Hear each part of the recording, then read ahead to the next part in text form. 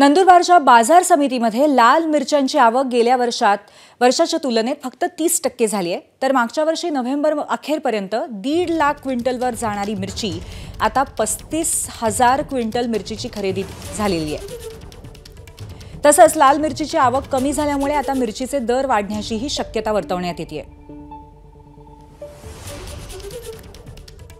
या वर्षी बाजार समितीमध्ये येणारी मिरचीची आवक अत्यंत मागील वर्षाच्या तुलनेत कमी असून याला प्रामुख्याने हिरवी मिरची जी आहे यावर्षी अधिक पाऊस झाल्यामुळे 4 ते 5 तोडपर्यंत हिरवी मिरची ही बाजारात तेजीमुळे विकल्या गेलेली आहे आणि रोग प्रादुर्भाव मोठ्या प्रमाणात झाल्यामुळे जवळपास 50% क्षेत्र हे मिरचीचे खराब झाले असल्यामुळे बाजार समितीमध्ये आवक ही सद्यस्थितीत 70 ते 80 वाहनांमधून मिरची विक्रीला येते आहे। एबीपी माझा, उघडा डोळे बघा नीट।